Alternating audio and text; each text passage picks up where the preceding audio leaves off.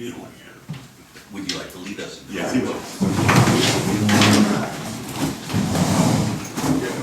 I pledge allegiance to the flag, recording in progress, to the republic for which it stands, one nation, under God, indivisible, with liberty and justice for all.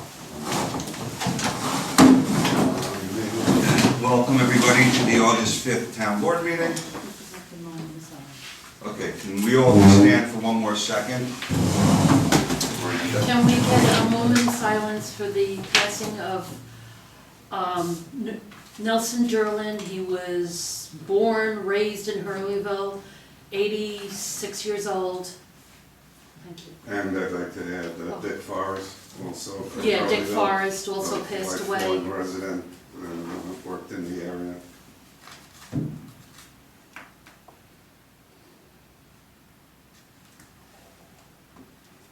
Okay, Thank you. thank you.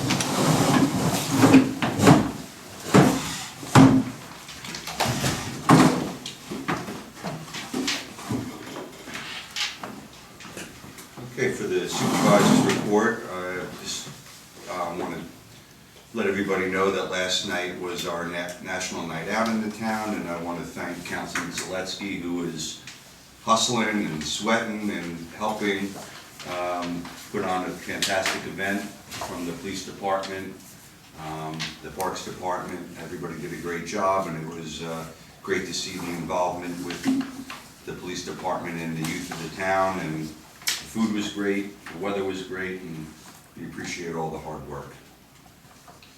With that, citizens' comments. Do we have anything? I don't have any. Well, I mean, community chat. Oh, I have people online. Do you have anybody on there? Faith Mankin? Oh, I get her. Come on. Hi, Lou. I'm sorry, I'm the pain in the butt, I know. I did this the last time too. I just have a question, and I'm hoping the town can tell me who to contact or what can be done. I live over in Community Park, I guess it's called, and when you come around the corner by Miles and Marguerite is the corner, I believe. A gentleman erected a carport, I believe it is. So you can no longer see around the curve. So now you go head to head with cars as you're coming up a block.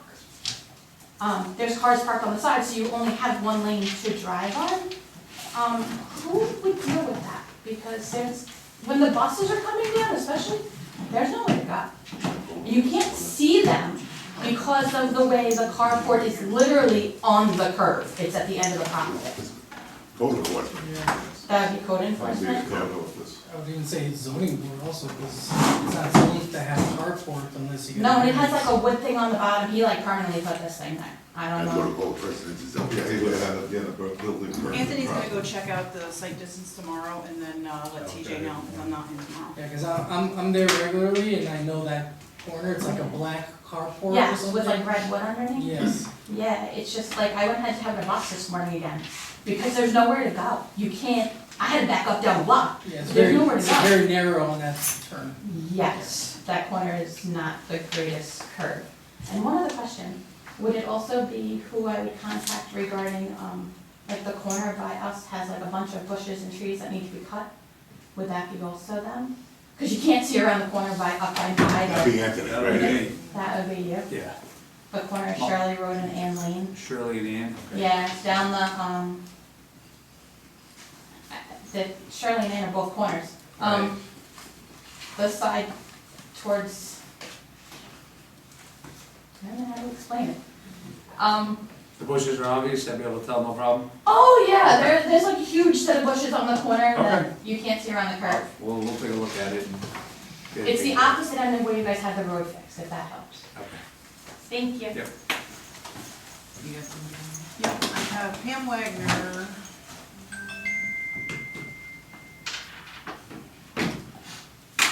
Wait, hold on. Zoom changed all the settings and I just have to, okay. Pam, you can unmute. Okay, can you hear me? We hear you. Okay. Good evening, Town Board and Supervisor Steingart. I have several follow-up questions regarding issues that have been discussed over the past several weeks and months. I'm simply looking for an update on where these matters stand. 1, Community Roundtable. What is the status of the Community Roundtable that you proposed? The purpose was to bring residents and town officials together to work collaboratively on issues affecting the town. Is that initiative still moving forward? And if so, when can residents expect it to begin? Number 2, 300 La Vista Drive. 3 weeks have passed since Fallsburg Futures published its article regarding the 300 La Vista Drive property, and the issue was also raised at last week's town board meeting. Has the CEO followed up on this matter, and if so, what were his findings? Number 3, Church Road accessibility and code compliance.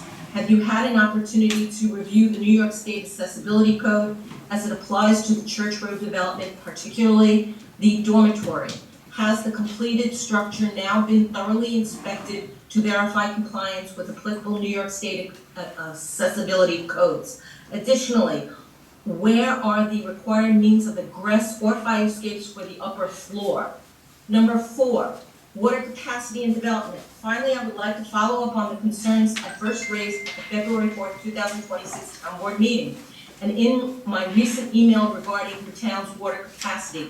When we spoke previously, we agreed that having water in the aquifer does not necessarily mean it can be sustainably withdrawn to serve additional demand. Since then, the town has continued approving new water and sewer connections while residents have experienced repeated water system failures. My question is simple. Based on the Keystone Associates report, Ken Ellsworth's analysis, and the 2026 Delaware Engineering Assessment, has the town verified that there is sufficient sustainable water capacity to continue approving additional development without jeopardizing existing residents' water supply? This is one of the most important responsibilities of the town. I respectfully ask that residents receive a clear answer supported by the available engineering data so everyone can understand the basis for these continued approvals. Second part, also, I have a few questions about several items in tonight's agenda that I hope you can clarify. Agenda item number 9, New York State debt order on consent. Please explain what this order relates to, and what does it require the town to do, and are there any associated costs, penalties, or corrective actions? Agenda item number 10, sewer escrow release. Could you explain the purpose of this sewer escrow? Is the $100,000 being released money that was originally deposited by the property owner or developer as security for required sewer improvements? And what work was completed that resulted in the town engineer approving its release? Agenda number 12, traffic study. What prompted the traffic study at the intersection of Forest Road and Old Turnpike Road? Is it being conducted in response to safety concerns, increased traffic, proposed development, or another reason? Who requested the study, and who will be responsible for its cost? Agenda number 13. Your time is up, Pam. Okay, I'll send you the information, Paula. Okay, Thank you. thank you.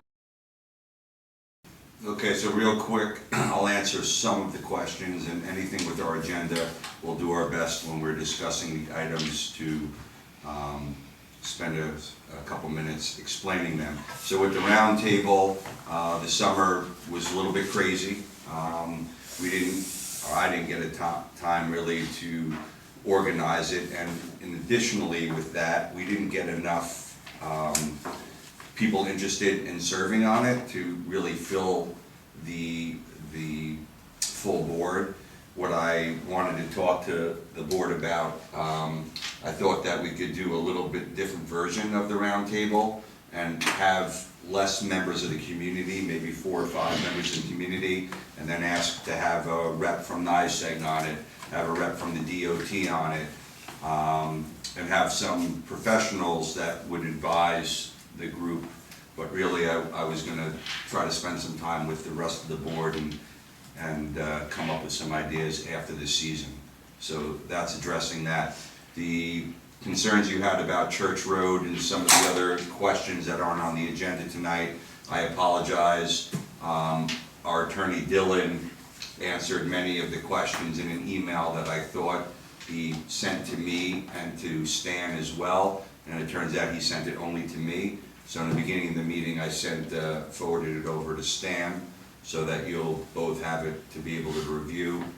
And the water concerns, again, our engineers tell us, and the DRBC tell us that we have plenty of water in the ground. The county is in the process of doing a county-wide aquifer study that the town of Fallsburg is obviously included in, so we'll have their data as well. After the initial problems that we had in the beginning of the summer with power outages and our well being burned out because of power spikes, since that point we haven't had issues with water. We have had a couple water main breaks. We've identified a couple problem areas in the town that we consistently have breaks, that we're getting quotes on replacing those water mains in addition to the other work that's planned for the fall. But again, all of our experts are saying that our aquifer, we're using somewhere in the neighborhood of 30 to 40% of what we're even permitted to use. So the county study will be out soon, and we're gonna start our work in the fall, so that's where we're at with that. No. Sorry, Pam was still unmuted. Yeah, okay. Next. I have nobody else online. Anybody else from the audience? All right, with that, I'd like to invite the great head of our highway department, Anthony Duretsky. How do you pronounce your last name? Duretsky? Yep. I did it all right? Yeah, perfect. Okay, thank you. All right. It obviously was a long winter. We're now through almost 3/4 of the way through the summer.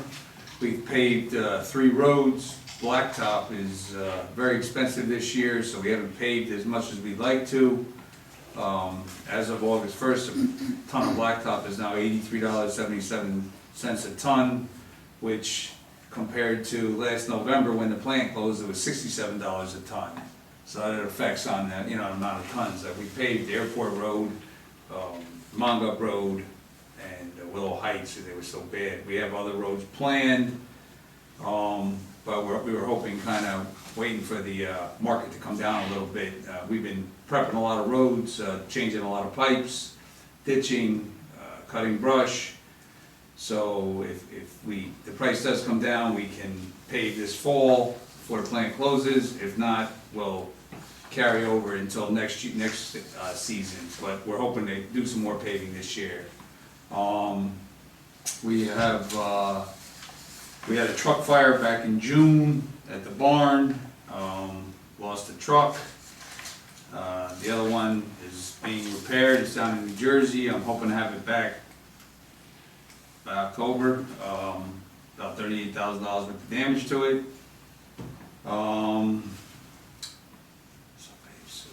We've done some patching. We had some hard rains this year, right? So there's been a lot of tree cleanups. What? Oh, the park, right? We did the Ingberg Park there, waiting on, put the base in. We stumped it, cut the tree, stumped it, put fill in, put topsoil down. The grass is growing over there so that Harris can do his part of the job, the new Ingberg Park over there. I think it's going out very well. What? Oh, the trail tunnel, right? Oh, the trail, yeah, He's so busy he forgets what he does. yeah. We gotta put crushed stone down on the trail down there, so when that's done here, which is I think, middle of August, the project should be done for the new bridge. What else? The road mowers, I know the grass on the side of the roads are pretty high right now. We have 2 mowers and both are currently down. We have a third that we cut branches, and we have a grass head. We've been trying to do both, but it's a slow process, and we're in the process of trying to get another mower. We got the flashing signs up here on Lake Street, do not enter. We rebuilt some catch basins up on the Kyle Farm Road that collapsed. We did another one in the parking lot out here today, the municipal lot. Like Supervisor said, there's been some water main breaks. We've been working with the water department pretty regular, trying to help them in any way that they need, you know, whether it's digging, trucks, guys, whatever. They've been working hard. That's basically what we've done here. You know, we have paving scheduled for next week, a couple little roads to do. And starting, you know, plan for the nasty four-letter word, you know, get ready for that season, so, snow. No, Nah, I wasn't sure what we're doing. yeah, and that's all I got. Okay, thank you. Thank you for the great work you do out there too. All right, into our agenda. Item 1, motion to approve town board minutes dated 7/22/26. Motion. Jeff and Miranda then. All in favor? Item 2, motion to approve payroll warrant dated 7/15/26 in the amount of $471,618.66. Motion. Second. All in favor? Aye. Item 3, motion to approve payroll warrant dated 7/29/26 in the amount of $452,254.57. Motion. Second. All in favor? Aye. Item 4, motion to approve warrant 07B26 dated 7/24/26 in the amount of $1,108,703.56. Motion. Second. All in favor? Item 5, motion to approve the employment of Matthew Lawrence as a building inspector with a yearly salary of $63,500 effective August 3rd, 26. Motion. Second. All in And I'm favor? going to recuse myself. Okay, I'm sorry, I was paying attention. There's Jeff, Arnold, And Miranda recused. I believe you had 4 yeses. Okay. Item 6, motion to approve the employment of Soria, Soria, Soria, I don't know how to say the last name. well, I'm gonna skip it. Inthra. Interact? That's not it, Arnold. Inthra. I think that is, Yeah. yes. As an enforcement officer with a yearly salary of $52,000 effective 8/10/26. Motion. Second. All in favor? I'm gonna recuse myself. okay, Item 7, motion to accept the resignation from James Schulte from the building department with a last day of 7/31/26. Second. All in favor? I'm gonna recuse myself. Item 8, motion to approve FMLA leave for Diane De La, De La Quadra. thank you, for a senior account clerk in the building department for 12 weeks effective immediately with a return date of 10/21/26. Motion. Second. All in favor? I'm gonna recuse myself. I think the next one will be all right. Number 9, motion to approve the New York State DEC order on consent, number R3-2025-0728-65. Motion. Wait. Okay, you make second. Go ahead. All in favor? No. Oh, We can explain one of those. you wanna- John Russell's here to Oh, explain. okay. You can approve without an explanation. No, we didn't. I figured you were just coming to see us. Yeah, well, that would be good too. Yeah. Let's see, DEC inspected the wastewater treatment plant a couple times, 24 and 25, and then based on that inspection, they came up with a few violations that occurred over a period of 4 years. Based on those violations, they sent the town an order on consent. That order on consent had a penalty of approximately $55,000. Richard had said it would be okay for me to talk to the DEC regional attorney. I did. We had a couple of follow-up meetings. That fine has been reduced to $15,000 in lieu of all the work the town is doing on wastewater. one would think that we could just not pay any fine. And in the old days, DEC sometimes would take the fines and just put them off to the side and say, we'll put this off to the side as long as you do what you say you're gonna do. Well, now there's EPA involvement, and it's sort of like getting a traffic ticket where there's a minimum, and we're about that minimum for $15,000. So my recommendation is to pay that, accept the consent order. The consent order also comes up with some, defines some permit limits during construction. One of those permit limits, we went back to DEC technical staff and asked them to increase that limit, make it a little bit less stringent during construction. DEC agreed with that, so they changed that limit from 17 milligrams per liter to 20.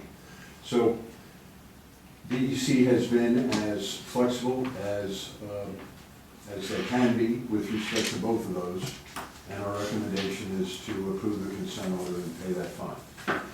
When you do approve, if you approve, they will then come back to the town with an invoice, and we can make that payment happen and move on. And the guidelines are an important aspect of it. Yes, there is a fine which is counterintuitive, because you would think the DEC would want you to spend the money on the sewer system, but this is the way it works. But the guidelines being increased allows the town a little more latitude for a system that we know in the future iterations is not going to comply with the new regulations, which of course are driving most of what's going on. Right. It's something that doesn't generally get out to the public. You can't just repair anything anymore. It's just, they've created such stringent regulations that in order to comply with new equipment. So it's part and parcel of that. Yes, our equipment's old, but under the new rules that are coming out, you just simply can't comply with them without new. So this is a very important interim step that's going to keep, hopefully, the town in good standing between now and the completion of construction. And I was with DEC today, DEC staff, regional director and her staff, with Brock and Mary Beth. This is one of the things we went through with them. They realized, they appreciate everything that the town is doing with respect to wastewater. And we had a good conversation. Thank you very much. All right, item 10. Oh, all in favor? Just wanna let you know we're here. Okay, probably 5 minutes we'll be with you. Item 10, motion to approve the release of Rahal SBL 60-1-56 sewer escrow in the amount of $100,000 per town engineer approval. I recommend this be tabled. Yep. Okay, Motion to table. Second. all in favor? Aye. Number 11, a motion to approve consent judgment and settlement terms for the contemporary properties for Vacation Village Tax Certiorari for the years of 2020 through 2025. Real quick, I was going to ask if, Rich, if you could just give a... This is, I believe, the final tax certiorari involving the final parcels that are pending with regard to Vacation Village, and these settlement figures. There's, if you looked at the consent order, I don't know, 50, 100 parcels, it's a lot of parcels, but basically these were settling up 2020, 2021, 2022, 2023, 24, and 25. And it does list, it's actually a small number of parcels in that, all in, it's like 20 a year. So what'll happen is this is recommended by the assessor and Dylan, who's handling the matter, and it will give 3 years of stable, no change unless there's capital improvement or capital deletion. So it'll be 3 years of basically tax roll peace has to do with these parcels. Yeah, that's just a problem that happens in this town. Well, I'm sure It every happens town. every, it happens every. It happens in every town. Large properties just challenged the town. They hire high-powered attorneys, information, and taxpayers get it this eventually that's coming off the tax roll a portion, and unfortunately, we fight the best we can. And most of the time we lose. Yeah, and it's sad for the taxpayer. And this particular project in a way is uniquely situated because it does get special treatment as a condominium, and there's also an equalization question, because even though some of the prices are higher now, you can't, if two units are next to each other, you can't assess one at 100 and assess the other one at 200. It's an equalization issue. It's actually an extraordinarily complicated process, and this is what happens, anomalies happen. And then the only thing that the town can do is a full town-wide revaluation to bring the equalization rate up to 100%. However, that's extraordinarily expensive. Yes.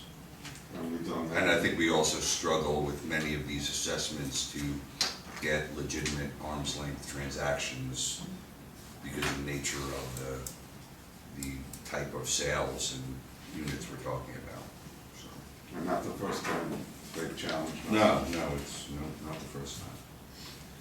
And the equalization rates are also, they're established by the state, and there's a bit of a lag. They keep track of all of the extra documents that are recorded with the papers, have the transactions in them, and they evaluate, it's sort of a moving average of what the equalization rate is. So as the property increases in value in a town, the equalization rate goes down. It's an inverse relationship. And the further you get away from 100%, the more often you get these unequal issues. Motion to approve. Second. All in favor? All right, item 12, resolution number 57 of 2026, authorizing a traffic study at the intersection of Forest Road and Old Turnpike Road in Mountaindale. Can you explain that a little? That was on page 6. That was- Dangerous intersection. There was just another We accident need there. a second, then you could discuss it. Second. Yeah, I discuss. So it's a dangerous intersection, and this is the first step for us to really analyze what the remedies might be. So we have to authorize a traffic study to start that process. And the other part of her question is who's gonna pay for it, but it's not a traffic study that we have to pay for. It goes into the county, and the County. county does their own thing. Yeah, it's county and DOT in those determinations. We have a motion? We have a second already. All right, all in favor? Aye. All right, item 13, resolution number 58 of 2026, to authorize providing an undertaking for benefit of the New York State Department of Transportation in connection with work affecting state highways. Motion. Second. All in favor? All right, that's it for our agenda. We do have an employment executive session matter that we have to discuss, but I don't see us coming back to conduct business. Motion to enter into executive session to Second. discuss personnel matters. Okay, all in favor? Thank you, everyone.